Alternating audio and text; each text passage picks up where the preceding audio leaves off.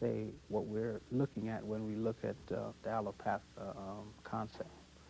Well, I deal in an area which older people would say root doctor, because I deal with herbs and vitamins and minerals, and the objective is to give the body the nutrients it needs to get rid of the disease that the body has. It's not to suppress the disease, but to help the body be healthy enough to throw out the disease. Mm-hmm. And we view a cold as a cleansing process. A person catches the cold when they drink the soda or eat the hamburger. That's when they catch the cold. But when your nose is running, Mm-hmm. that's when your body's trying to throw out the waste that one consumes when one consumes a soda. So we view it kind of different from regular people, what you call natural, the MDs.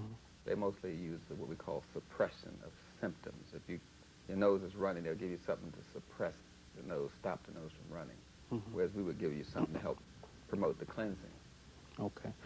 The whole question of uterine fibroids, as mentioned, obviously is a very, very serious one. At the outset, beyond, I suppose, what most people would be familiar with in terms of the function of a woman's uterus, beyond the obvious, what are some of, well, first of all, when we talk about uterine fibroids, what is it that we're talking about? We're talking about fiber, and the uterus is composed of muscle and gland, which we call mucosal membrane tissue. So it's fiber, and something inside the fiber that looks like a bump, we say, look like it's oid. So we say there's a bump in the fiber, so we say fibroid. So basically it's a bump, and if it gets big, we call it a cyst. If it gets bigger, we call it a tumor. It's the size of a bump, which is like a egg with waste in it. So that's what we're talking about. This waste is in the fiber of the uterus itself, in the muscle tissue. Now, in terms of, again, getting back to that first part, the function of a woman's uterus, what are we talking about in terms of her health? Well, functioning of her body. We are talking about a fibroid, which is a bump, which a small one would be called a cyst. We're talking about something like a fibroid that can grow to be a very large bump, about the size of an egg, and it can get the size of a grapefruit. So it's putting excess weight in the uterus and may cause it to tilt forward, which would mean the lady would feel the need to urinate a lot or have problems urinating. Or this big bump the size of a grapefruit can tilt back, and then it'll be pressing against the rectum, which can cause constipation or something like that. Now the bump has fiber in it, and the fiber grows into the tissue of the uterus itself. And so sometimes the fibroid and the uterus become one. They just become one big bump. So the fiber grows into the uterus fiber, and since it has veins and arteries in it, it gets trapped inside, and so the blood can't move properly, so this blood gets trapped in these veins, squeezed by the muscle, and then you have dead blood inside of the uterus. So it's causing the uterus not to be able to contract and expand like a muscle does. So when it does try to contract and expand, it causes pain and discomfort. And when the lady walks, it causes the muscles in the uterus to expand and contract. So when walking would be painful, sexual intercourse would be painful. And then because the uterus has the fibroid in it and it's in the muscle tissue, when the lady's menstruating, some of the blood will come out, but some of it's trapped by the fiber. So she'll have spotting, clots, and intermittent and mid-cycle bleeding going on, just because the uterus function is being hampered by the fibroid. So it's a very difficult situation, because it stops the egg from being fertilized, because the egg, her ovaries produces the egg, and the egg implants in the uterus, but since there's no more soft tissue there, because the fiber of the fibroid is blocking all the soft tissue, that she can't get conceived, because the uterus is just too stiff.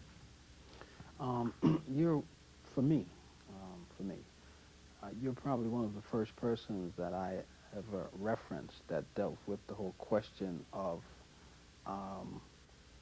health in terms of different groups of people.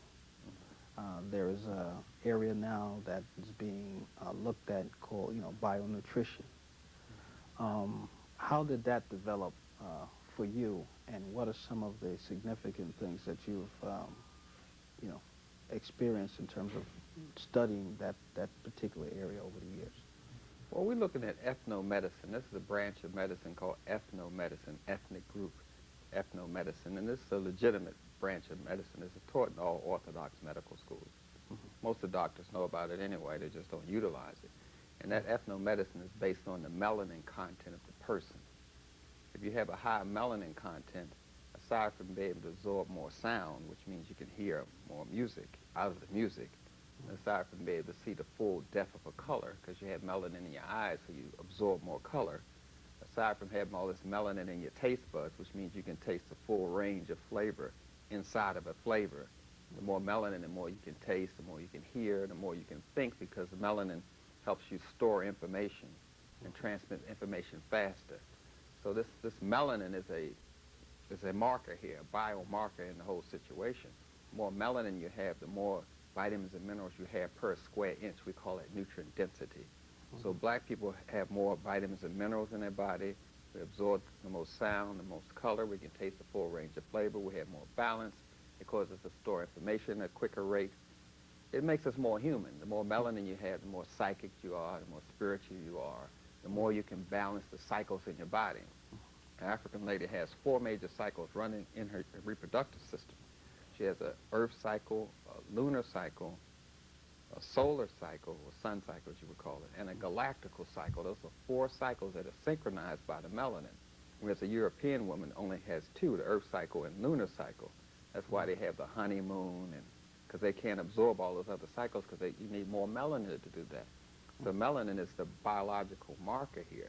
But the problem is that the black ladies go to the labs of the hospitals and get their tests done, and the biological markers, the standards are set on white people, on white women, which they have the lowest amount of melanin, so they have the least amount of vitamins and minerals per square inch. So therefore, a person, a black man or child, aside from the women going to the hospital, the melanin levels right here for us, where it's like that for white people.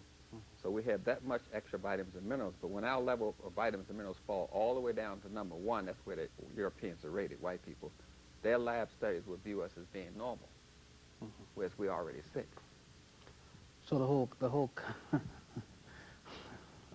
context then of going to a hospital or what have you, you're saying that that whole process then is flawed. So in many instances, obviously if you're going into it and it's flawed, then what can you expect to come out of it with in terms of restoring health?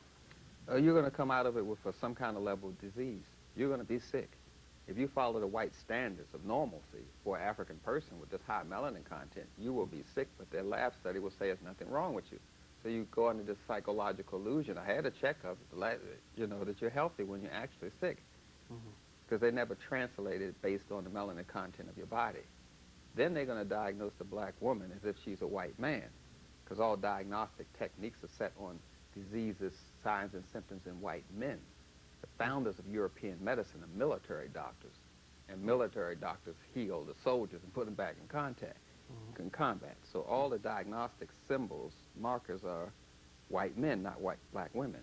So a black woman getting a sign and symptom of a heart attack is going to have maybe a little burning sensation in the heart, maybe some kind of numbness or tingling in the legs, maybe a little pain in the rotator cuff here. That's her sign and symptom of a heart attack. A sign and symptom, that's what we call the female principle in African medicine. So the female principle is how diseases are expressed first, the male principle second. But instead of us looking at the female expression of disease, we wait for the male expression of disease, which means you're twice as sick. So the male expression of a heart attack, female, this is different from the female. The male principle means that a heart attack is a crushing blow to the chest. So all we wait for and look for is the male principle of disease expression, which means we're already twice as sick. So the black woman's diagnosing herself as a white man. Then she's going to the hospital getting herself diagnosed as a white woman, 3 times as sick in all diseases. No way you can be healthy using what European standards and you're African. So then we have this, but that's just the obvious part. That's why we have this branch called ethno-medicine. So we can use the biological markers based on the melanin content of the person. That's where you get the word hue. Hue means pigment, pigment means melanin. So you judge races by their hue content. That's why you say human being, because you're talking about melanin. The whole science of medicine is based on melanin. Chemistry comes from the word chemi. Chemi means black. Black means melanin. When you study chemistry, you're studying melanin. When you study biology, you study melanin's ability to control the cell. So all we're studying all through school is melanin, biology, and chemistry, but they never mention the word melanin. Because it would lead you back to Africa, lead you back to supremacy, lead you back to the greatness of our, race and civilization. So they don't want to lead you back there. So they're never going to mention the word. It's like the Chinese say acupuncture meridian. Those are melanin memory lines in the body. Those racist Chinese don't want to say melanin. Nobody wants to say, maybe there's something great about these people. So they always skip over the word melanin. The Indian people don't want to say melanin. They say chakras. Those are melanin clusters in the body. Give me a break. You see, we have to start with the racism in medicine, too. It's not just in voting and school. It's in medicine. And that's why we're getting sick, because of the racism. And it's really sad for a black woman to go to the hospital and be diagnosed as if she's a white man. That is really sad. Given all of that, how do we, well, what role then does, say, diet play in this? Because I think in looking at the diet today, again, it's not certainly the diet that maximizes the health potential of the African person. Can you speak a little bit to that, the relationship of the food that we're eating, and how that, in terms of specific with the uterine fibroids onset? Well, when you're talking about food, you're talking about mangoes, grapes, cauliflower, broccoli, rice, corn. We're talking about food here. When you're talking about processing something, now we're not in the area of food. If you were to eat an apple, your body would process it. Your liver would do something to it, your pancreas, your small intestine, large intestine, and a totally processed apple is called a bowel movement. You follow me? Sure. So if you take the wheat to the factory and let the factory eat it, which they call processing, what they're selling you is bleached white flour, but by definition, that is a bowel movement. Because it's already been processed. It's been digested by machines. A machine to duplicate your liver, a machine to duplicate your pancreas. So therefore, you're eating food contraband or food stuff, but that is not food. And they don't lie to you about it. They say it's processed. It's just another word for saying they let a factory eat the food for you. You see. So then when you digest it, the fumes of it, the perfume agents come out of it, and then you smell the true smell of this bowel movement. That's why we have this deodorant soap now, an extra strength band, and all this odor eaters for our shoes, and because we stink because we're rotting inside, because we're not eating food, we're eating processed food, which is another word for manure. So we're in bad shape there. It's the cumulative effect of this whole thing. I mean, every day you're accumulating more junk in your system, and it's not that people are concerned about it, because most of the ladies have an eating disorder. They have an eating addiction because they're chemically addicted to the food. It's not like they can just stop. The chemicals are put in the food to make it addicting. Then you have these sex hormones put in the food also. You have an extra large amount of sex hormones in dairy, in the milk and cheese. They put all these sex hormones in it to make the cow grow faster and produce more milk. And the milk today has more pus in it and bacteria because of the synthetic chemicals they put in it. And these chemicals cause the fibroids as well. Aside from the estrogen and synthetic sex hormones in the meat, if someone's trying to get rid of fibroids, we have to take them off of dairy, and we have to take them off of meat, because those chemicals in the meat and dairy alone cause fibroids. Aside from the fact that the latex condom causes chlamydia, pelvic inflammatory disease, and fibroids. The talcum powder in it causes cysts and tumors. The gel in the latex condom, rubbers as we call them, causes cancer. And all of that leaks into the uterus during sexual intercourse because the pores of the rubbers expand because of friction. And so all these chemicals go into the vagina and get into the uterus, and that contributes to fibroid tumors. So if you just being... So what we're looking at is the synthetic food, the bleached white flour, the white sugar. The white sugar alone is going to cause the veins and arteries of the prostate and the uterus to get hard, because what the body tries to do is dilute the sugar.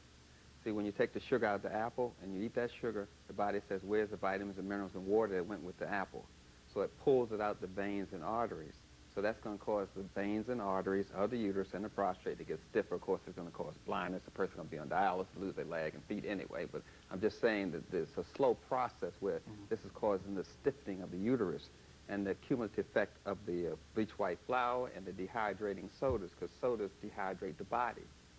When they make the soda, it is dehydrating because because it's like the sugar. It needs all this water. It's like salt. It needs a lot of water.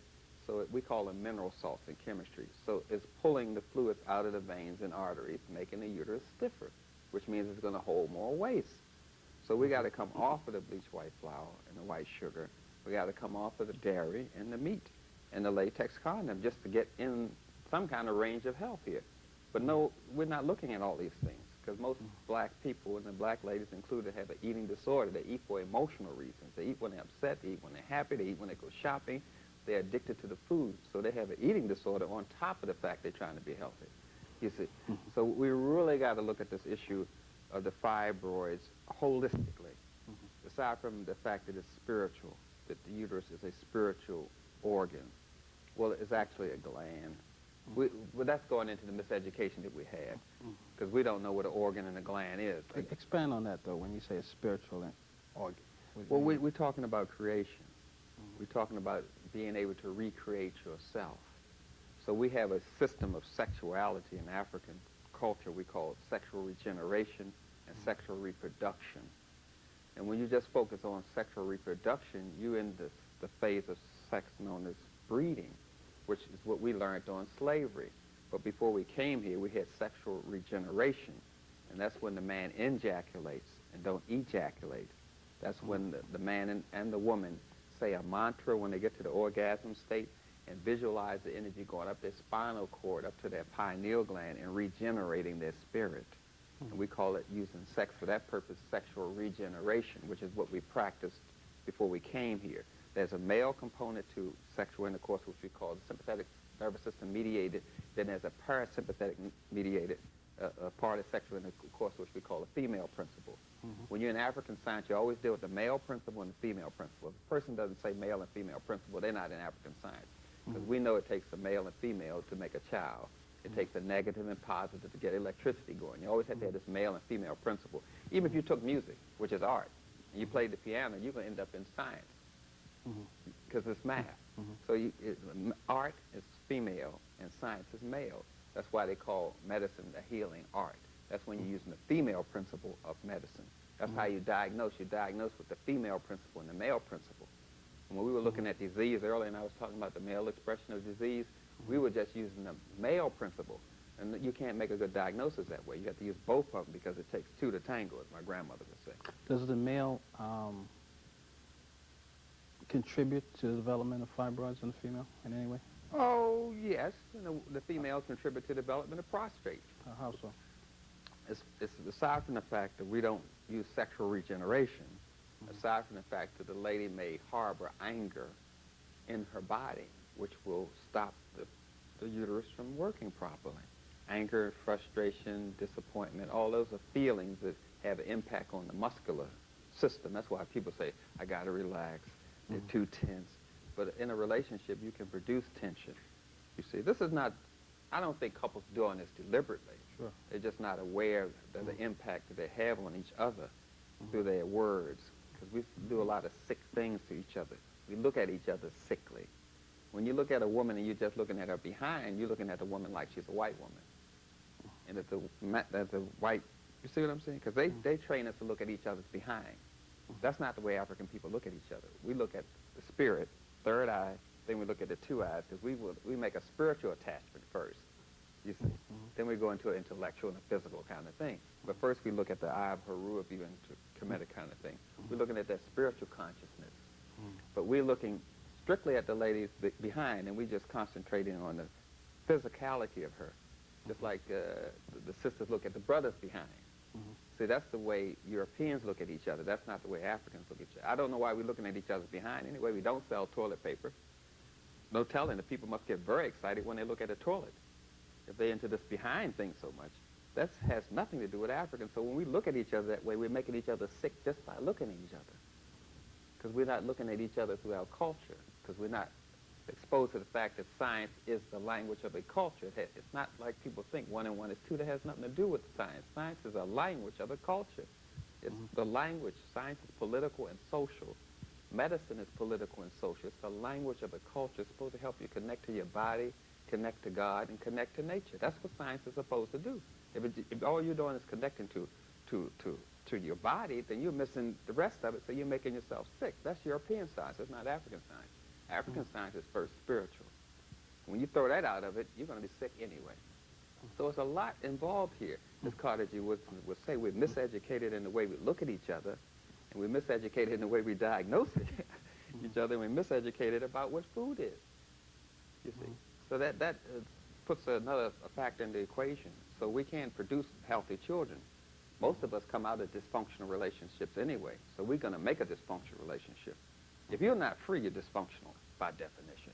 And most of us come out of dysfunctional relationships. A slave man and a slave woman are dysfunctional. Because you can only be functional if you're free. So we come out of a hereditary caste system of passing down dysfunctionality, passing down anger, passing down all this erroneous beliefs about our sexuality and diet to each other. And we carry this stuff. So all of this then culminates in the diseased body. I mean, we're talking specifically here of just uterine fibroids, but we're talking about the whole entity, of which uterine fibroids is just one aspect of it. Yeah, we're talking about the whole entity, and we're looking at sterilization. We're looking at another form of genocide. When you're running into like 60% of the black women with fibroids, I see young girls 9 and 10 now with fibroids. I see young boys 9 and 10 now with prostate problems, you see. 9 and 10? Yes. Anytime a young lady's having a period 5 days, she's heading into some fibroids. Because the period should not be 5 days. 3 is the max. 1 is normal. So if she's into 5 days of menstruation, she's heading into fibroids. Now, I mean, this is not something that I have any extensive knowledge on, but just in terms of those females in my life and hearing other females talk, it seems that seems to be the normal in terms of time, 5 to 7 days. So you're saying that in fact is abnormal? Yes. Whoever taught them the normal? Who taught them the normal? It's the European standard of chemistry, the European standard of lab studies. They base the normal on a white person's body. So my question is, who taught them this normal? And then they'll realize that this 5 days of menstruation is not normal. 3 days is the max. But when you're looking at 5 days, the lady better come off the dairy, come off the meat, come off that sugar. And she's heading in some problems, sure enough. I mean, it's not enough blood stored in the walls of the uterus, first of all. So we know it's a potassium deficiency. It's not enough blood. It's got to be a certain amount of blood being held in the walls of the uterus for the period to be down to 3 days anyway. But since the body is dehydrating, because bleached white flour is dehydrating, if it was whole wheat flour, I know you know, but I'm saying if it was whole wheat flour, it would be brown and have the right moisture in it, the vitamins and minerals. If it doesn't, the body's going to try to pull the water, pull the calcium, magnesium, to make the bleached white flour whole. So it's a starvation food. So it's starving the uterus of food, you see. Aside from the psychological factor involved here, we're dealing with white flour, we're dealing with white sugar, we're dealing with white milk. And the first thing that we saw when we were a child is a white bottle of milk. So we're associating nurturing and love and affection with white anyway. You see, the racism has already started when you show a baby a white bottle of milk instead of a brown breast. So they associate love and affection with blackness instead of whiteness. So we got this visual kind of impact that's causing us to be sexually addicted to the food, you see. That's why the food is shaped sexually. The Coca-Cola bottle, I think you remember that. The sexual shape of the hot dog, penis, of all the candy bars are sexually shaped. That's why they name them after men. Musketeers, you know, they're Babe Ruth. They're shaped like a penis and they got nuts on them. How obvious can you get? And they're named after men. So they got sexually addicted to the food, addicted to the hormones in the food. Now they come up with addicting you to the radiation in the food by what they call the barcode. Now they radiate in the food. Now we're addicted to the radiation in the food. The only way out of this situation is to go back to nature. When you put something in between you and the potato, then you're putting something in between you and God. you see. You don't want to eat the potato chip, you want to eat the potato. So if we go back to eating the food in this natural state, it'll put the uterus back in its natural state, you see. Before I get to actually asking you to lay out some of the changes, let's talk about, you mentioned about the male and their role. Now, some time ago, I had a conversation, and I referenced Dr. Pulcom at the outset. She had pointed out to me that she felt that also the male contributed to the development of not just fibroids, but in fact certain other cervical cancer, as a matter of fact. That's true. Through not taking care of himself and the toxicity of the semen that is ejaculated into the woman's uterus, and that contributing to also the development of fibroids and other disease. Can you talk a little bit about that? Yeah, we're talking about acid sperm, basically. But you're talking about a lady who fed the little boy.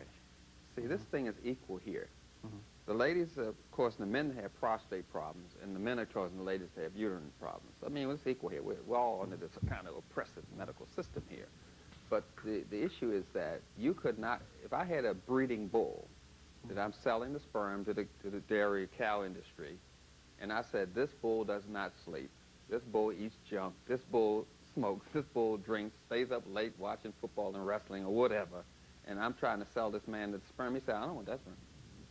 Another man called and said, this bull exercises every day, eats green grass and drinks water, sleeps.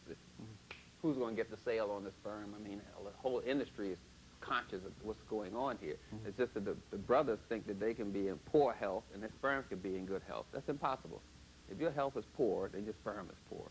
If you're drinking, smoking, not exercising, not eating properly, eating bleach white flour, white sugar, aside from getting dialysis, losing your legs and feet and going blind, it's going to cause an impact on the sperm. Because the sperm is in your body, and anything you do to your body, you do to your sperm, you see. So that's one of the factors there, is the ladies are getting poor quality sperm. I totally agree.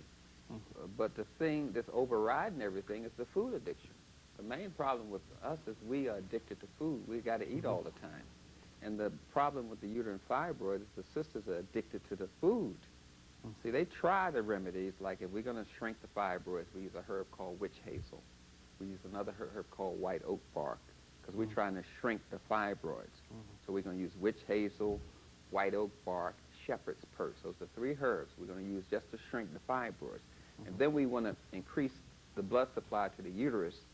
So if I had a fibroid, I had a tumor in my brain, I want to shrink it, I use shepherd's purse, witch hazel, and white oak bark. But I want to get it to my brain, so I use ginkgo or gotu kola.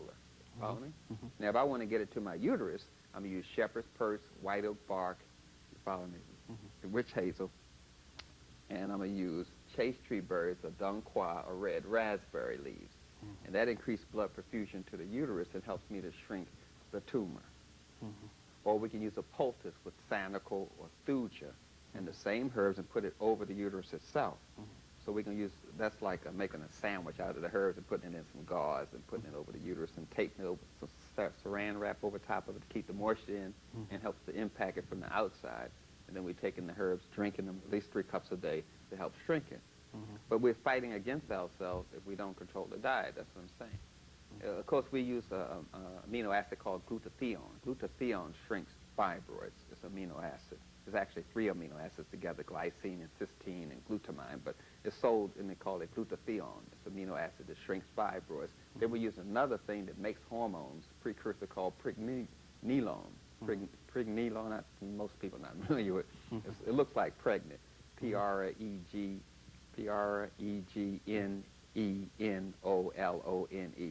And we say pregnenolone. And that shrinks cysts and tumors on the fallopian tubes as well. So we use pregnenolone, glutathione, and we use these herbs to shrink the fibroids and clean up the blood, like burdock or golden seal, or I know you've heard of burdock, golden seal, dandelion root, which is good for the pineal gland. So we can clean up the blood, shrink the fibroids, and take these amino acids to help shrink it as well. There are remedies for it, but we're back to that same factor. We're back to this diet. Now, is any of this Is this in terms of category of tumors? Is it ever malignant in terms of its toxicity? Well, basically, that's a social kind of term to me. I don't know what malignant means. It's No, in terms of okay, in terms of the standard stuff that you hear out here, and again, using that reference. Yeah, I understand. Generally, if it's malignant, supposedly it's more dangerous than something that is benign. Benign, whatever. Yeah. So I'm saying, and hence that's the rationale for the hysterectomy and all the other stuff that happens. So I'm saying, at any point, is that necessary in terms of the individual? No, they have to be pretty far gone for a hysterectomy to be required. It has to be pretty far gone. So why then is it so prevalent? It's a fad. Medicine has fads. One time we had tonsillectomy. That was a fad. And women are the easiest prey in the medical industry. Women are what runs the medical industry. Sure. And we're forgetting that fibroids is not a disease anymore, it's an industry. Cancer is not a disease, it's an industry. AIDS is not a disease, it's an industry. And like any industry, like the automobile industry, we come up with new treatments, new research, all this kind of stuff to keep our industry going. Fibroids is an industry. It's an easy payday. All you have to do is tell a lady, oh, you got a 3-size or a 3-month pregnancy. Hell, the uterus is built to carry a 9-month pregnancy, so it's not size, it's the issue in fibroid, it's the location. It was blocking the mouth of the uterus itself. And then the menstruation fluid can't come out. It's the location that's the problem. It's not size. But to get a woman in that predicament, then you prey on them. The industry is run by men. The textbooks are written by men. The diagnostic techniques are written by men. So everybody's following the male standards. Even the female doctors are. And what they do is just scare the hell out of the woman and take her uterus. And the result is genocide. We can't expect anything terribly honest to come out of medicine. I don't know why they think medicine's so sacred in the first place. You can't expect anything. You have to take control of your health yourself. The same thing we were doing before we were allowed in the hospitals, before we were allowed on the front of the bus and all that stuff. We got to take control of our health ourselves to be healthy. You got to empower yourself with information and take control of your body, because you cannot expect the Europeans to take control of your health and provide for you. This is something that's personal. So I'm saying that the herbs are available. The ones I named, the witch hazel, the white oak bark, and shepherd's purse, are quite popular. You can get them anywhere. They're quite popular. And the herbs for the uterus that helps keep it strong, keep it toned, red raspberry is quite popular. So the lady can get those herbs. Now, how do you know how to use them? Well, for someone who doesn't know how to use them, they just take 3 cups a day. And that would be standard. And you mix them together in equal parts. So you take a teaspoon of white oak bark, a teaspoon of shepherd's purse, you see, and you mix them all together and fix them, and then keep it in the fridge. You can make a gallon at a time and keep it in the fridge, and then drink 3 cups a day. That's for someone who doesn't know that much about them. But education, I have educational videos and audio, so that Jewel Pooper will take you right through the whole steps of it all. And what about those people that are actually just coming into this? So, there are those that can deal with that in the way that you've mentioned it. There are others that might, it doesn't, the taste might be an issue for them. Oh, then the herbs come in tablets. There's no excuse now. They come in tablets. They come in extract. You can buy them already made and drop it in some juice or drop it in some water and drink it. So there's no excuse now. Or you can make it yourself, which is cheaper. Okay. Yeah. Are there any other ways of actually dealing with that other than those that you've mentioned so far? Well, yeah, for the person who has a little bit more development, they can use spiritual exercises, meditation, but most of us are physically based, and I'm like a ghetto kind of doctor. I deal with, most of the people I deal with can't afford to shop in a health food store. I mean, you got to have wealth to have health in America, and most people I deal with can't afford to go in a health food store, so I'm on that level. There are other ways, yes, but most of the people I deal with are not there. So you can meditate, you can use crystals. Some people I tell them to use certain crystals and place them on a Band-Aid form over the uterus. And some people I have used magnets, some people I have used color. You see, there are various ways now to be healthy, because anything that God makes is a medicine. in the hands of a healer. I'd like to actually walk through some of those a little bit in terms of just being a little bit more detailed. Now, how does the using magnets would actually work? Well, first we have to go over the understanding of the reproductive system and understand what's going on here. The vagina is a muscle, and muscles contract and expand. And when they contract and expand, they're making a frequency. And a frequency is what you call music. A frequency is what you call colors. And the vagina is not a muscle by mistake. It was made by a scientist called God, you see. So it's doing this contraction and expanding. We call it in threes and fives, which is the male and female. And it's making colors. And it's making a rhythm, pulses that you would call it. And it's causing the electromagnetic force field to occur.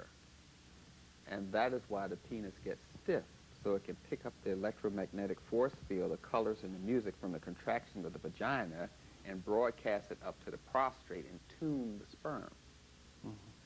Then the uterus and the fallopian tubes do a kind of a dancing thing like this and tilt forward, which produces a cup at the mouth of the uterus. All of this is a very beautiful musical symphony put together by God. So all of this process is going on. So the uterus itself is making colors. The uterus itself is making an electromagnetic force field. The uterus itself is doing this. And so what we're doing is using the colors and the music and all that the uterus naturally makes and go in harmony with it to accentuate it. We make it into an orchestra instead of just a solo play to help the healing process, you see. But we understand that these colors, which some people call, I guess the layman would call it the 12 zodiac signs. Okay, so you have these 12 melanin centers on your brainstem. Black people do. White people only have 2.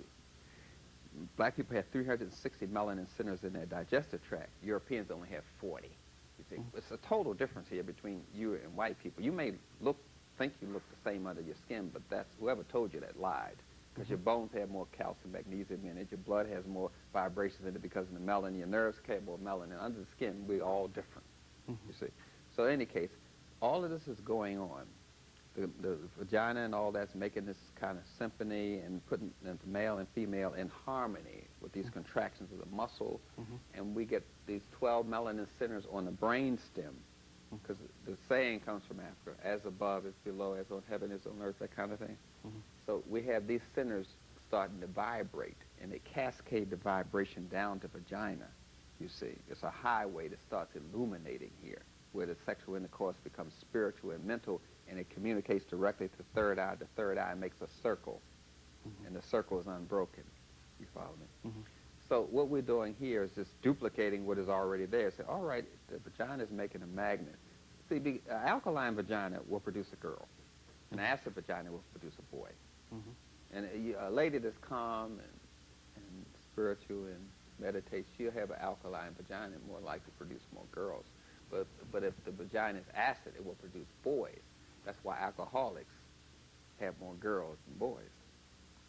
It's a thing that happens to the chemistry as well. I'm just trying to say there are markers aside from what I'm saying. You can actually look at this. You can look at the process and say, wait a minute, the chemistry changed. When the chemistry changed, the frequency changed. When the frequency changed, the color changed. When the color changed, the magnetic force changed, and you get all this change going on. It's like a dance, a symphonic dance of some sort. So all of this is happening. Then the aura around what you call the nipple, there's a darkness around there.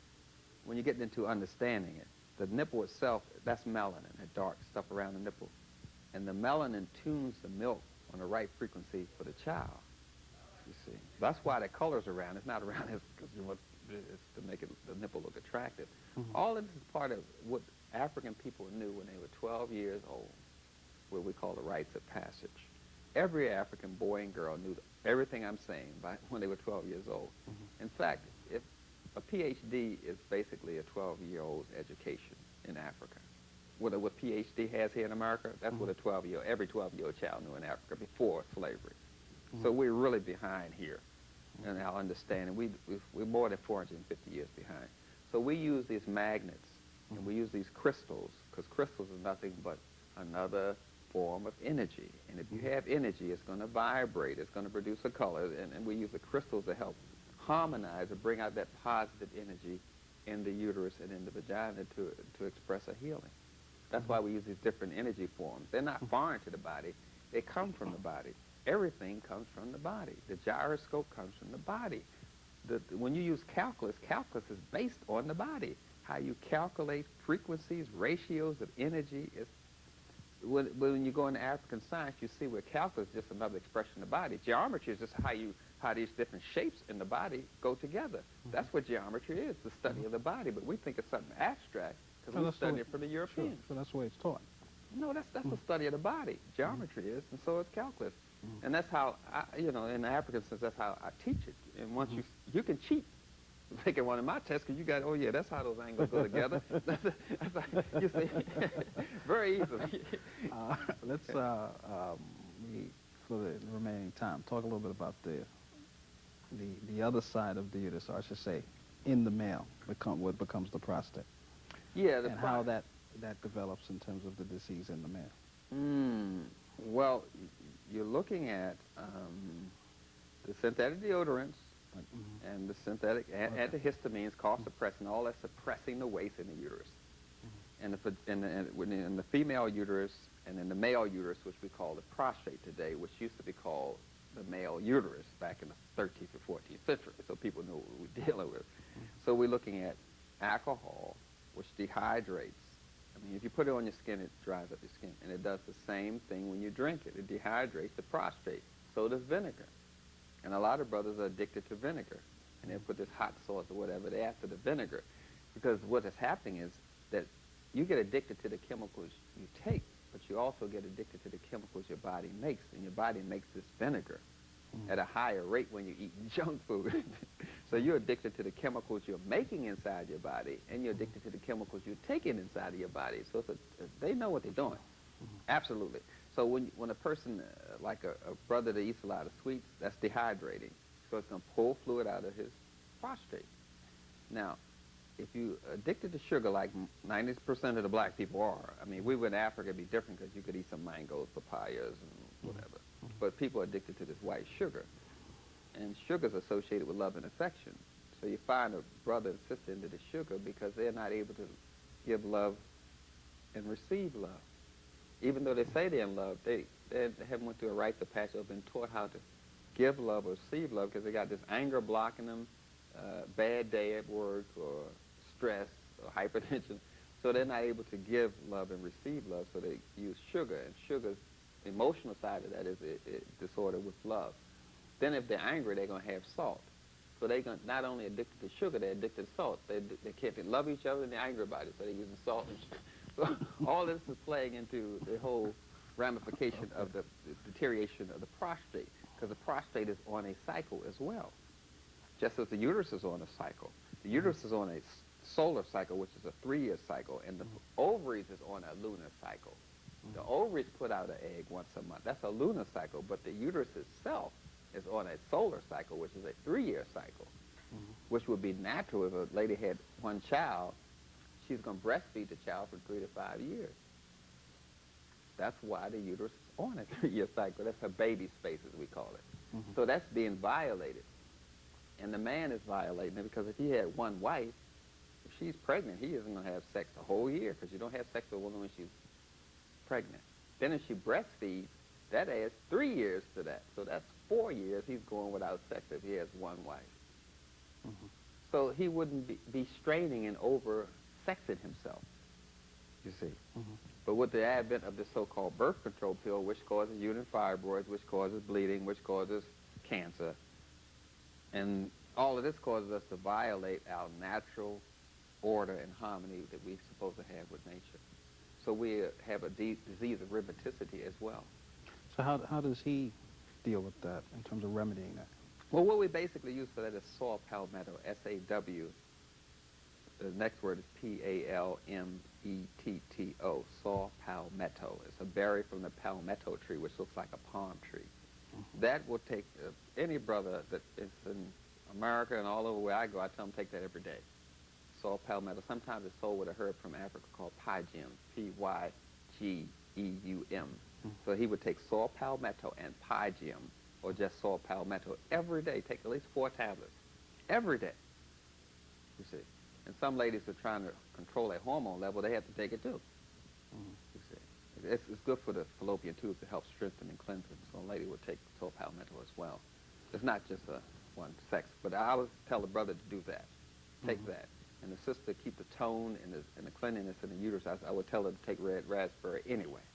Those were just something you have to be on because we are under attack from the commercial industry, you know, McDonald's and the dairy industry and all these people, aside from the radiation from computers, which causes cysts and tumors and cancer. Just the radiation from the computers alone causes that, because we're getting disease from computers now, from radiation.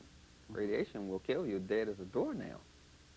You spoke to that a little bit in terms of the way the food is what we call food, I suppose, is actually being prepared to be given out to people to, you know, consume. It's becoming an issue more and more where you hear about it, but again, I don't think a lot of people is quite clear on what it is that, you know, we're talking about when you talk about irradiated food. Can you talk a little bit about how that, what that actually is and how it actually affects you once you ingest foods that come to you from that? Well, the radiation doesn't stop. The radiation's in the food, and you take the food, now you're radiating yourself. You're nuking yourself. And that's going to cause some genetic alterations. Basically make you more easily to control. People are addicted to clone food now. Aside from junk food addiction, we have clone addiction, where people are actually addicted to the clones. When the soil doesn't have enough nutrients in it, and you grow plants in it, they don't give you the kind of stimulation, energy out of it. Your grandmother probably could tell you that these tomatoes in the store don't taste like no tomatoes, because, you know, she could tell, but a lot of new people can't tell. But I'm just saying this food doesn't have the energy in it and doesn't have the taste in it. But if you clone it, then you're going to get a false stimulation from the animal in the plant. So the people are now addicted to clone food and addicted to junk food and addicted to radiation, sex hormones, and the color of the food, the sexual shape of the food. So it's a multiple addiction we're dealing with right here. But the radiation itself causes genetic change, as we call it. It can't change you genetically, but it can make you more aberrant, make your behavior less socially acceptable, which puts you into a profit market of the Europeans. Because anytime you have a dysfunctionality, you'll make a profit for the Europeans. So that the objective of it is to make you dysfunctional in some way, either with fibroids or hyperactivity or something like that, to keep you dysfunctional in some aspect. Some people get dysfunctional and they take it out with their money, so they spend too much. So they make an offer, and that causes a problem in their relationship. And the relationship breaks up, you have a divorce, and again, your dysfunctionality is profit for the Europeans. The objective is to keep you dysfunctional. So they keep you addicted to these clones and radiation. And most people know people that are addicted to radiation anyway. Some people be asleep, and the TV be on, and you turn the TV off, they'll wake up. It's because you turned off their high, which they get from their television. They're addicted to the radiation. We noticed it, but we didn't connect the right thing. That's radiation addiction. And each food had its own radiation band to addict you to it. And the industry that makes this does the similar kind of bans on all their products. So once you eat the candy bar, you can want the detergent, and you don't know why. Because it's a vicious industry. Like the stuff they're doing with the spray in New York with this formaldehyde in it causes birth defects, and the other chemical that causes cancer. And they're spraying it the most by rivers. There's such a river called the Harlem River, right? Black folks, right? You know, all this, it's very detrimental to black people because of the melanin, and the melanin bonds the impurities at a higher rate because it's trying to get rid of them. So we call melanin a free radical scavenger. It goes after these chemicals like cocaine, nicotine, white sugar, and grabs it like that in hopes to get rid of it. But if you keep eating the junk food, it keeps it in. Sure. And we have a high melanin content of our uterus and of our prostate, more than white people. So we're going to pull more impurities in our uterus and prostate, which we call static electromagnetic radiation charge. That's that, like a lady gets static in her dress and it clings to it, we get a static charge in our uterus and prostate. So when we walk by a computer, we absorb more toxins because of the static electromagnetic charge. So we best get a magnet or a diode, D-I-O-D-E, to neutralize the radiation, because it's more harmful to us than white people. So you're saying then, in terms of just what you mentioned, in your home, you want to, particularly then in the bedroom, you want to eliminate all of any electrical. Need to unplug that stuff. Unplug the TV, unplug the VCR, unplug the electric clock, unplug all that stuff. because it's going to get in the metal of the bed, and it's going to radiate you all night. It's just another way of getting you sick. But if you don't do that, in lieu of that, just get a diode, D-I-O-D-E. It costs about $7. Put it in your pocket and you're fine. It's not a problem to be healthy. You have to work at being sick. You have to really work at being stupid. You have to ignore everything that you hear that's truthful. You have to work at being stupid. Being stupid don't come easy. Now, in terms of the vibration of dead food, we're living entities, we have a different vibration. Right. How does that also contribute to that, the process of creating disease in the body? Oh, my brother. If you're eating something dead, it's going to make you dead. It doesn't take a little... But I'm saying people don't make that connection. You know, it's like, it tastes good. You know what I mean? Yeah. That's usually the response. Yeah, they're emotional eaters. That's typical of someone who has an eating addiction, which is a mental illness. They're absolutely crazy. I mean, that's what the industry, the snack food industry, has developed to keep you addicted. They don't say addiction industry, they call it snack food industry. The people are made addicted to the food. And I can understand the addict saying that about, you know, it tastes good. It's like talking to an alcoholic or anybody else addicted. But if you chew the food, the objective of junk food is to get you just to use the taste buds on your tongue. But if you chew it and fire off the taste buds under your tongue, especially if you fire off the parotid taste gland, you're going to taste all flavors in the food. They don't want you to chew your food. They want you to take a couple big hunks out of it and swallow it down. But if you chew it and fire off the parotid taste glands, you're going to taste all flavors and you won't even like it anyway, you see. But if you're eating food that is, like you can light a bulb on a basket of fresh apples. But if you cook those apples, you cannot light the bulb. It doesn't have any life in it. If you want to be alive, you have to eat live food. If you eat dead food, it's going to shorten your life. And bleach white flour is dead.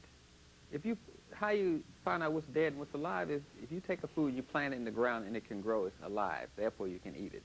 If you get an apple, put it in the ground, it will produce an apple tree. If you see what I'm saying? But if you put some apple pie in the ground and cover it up, and after a day or later on that day, it will have worms and parasites in it.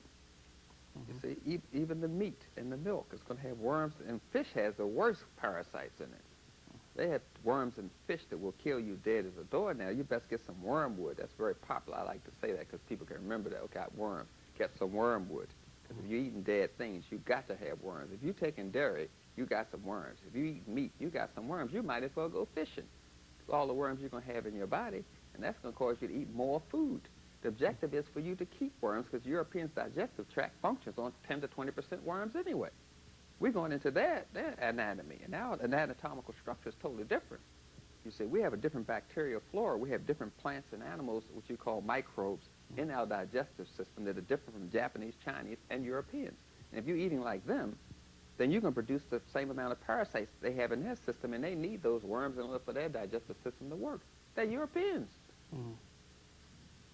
So we got to look at this whole thing. We got to get a hold of our eating addiction. And first thing to get a hold of is that white sugar. Get some vanadilyl sulfate. Some people call it vanadium. And that will get a person off insulin in 3 months. It never taken me more than 3 months to get a person off insulin injections using vanadilyl sulfate. Some people call it vanadium. We got to knock out that sugar craving. Got to knock that out. Because what are some references? We're coming out today, and I just want to get some references from you in terms of where people, you know, outside of your books, of course, are there any other references that you recommend that people would go to gain more information on this? Well, they have these little pamphlets in the health food store, and I wouldn't invest a lot of money in this issue here because they have little pamphlets that come with these products, and you can always get a pamphlet and look at it. But when you go in those stores, it's going to really soak you. I mean, really. But they have little pamphlets that all the health food store put out, newsletters and things like that. And of course, I got about 70 audios on all these subjects I mentioned, which people can access, no problem. Information is there, and information, especially African-centered information, will give you power. If it's European information, more than likely you're just creating Uncle Tom or some certified Negro or something. You want African-centered information, which comes under ethno-medicine, which will give you the diet that you need to fuel your African self, you know? How would someone get in contact with you who wanted to, you know, speak with you about either dealing with some of the things that you've discussed? Oh, they can call me at 843-522-8545. or email me at healafrica@hargrade.com. I'm accessible. Okay. Again, this is Yero Bandelli. We've been talking with Dr. Laila Africa, and we've been discussing, we started out dealing with the question of uterine fibroids and its development and proliferation in black women. And I think we've covered, to some degree, the general development of how disease itself is onset in the body. We hope to have him back to talk about some other areas. And as usual, we hope that you found the information that we presented to you useful.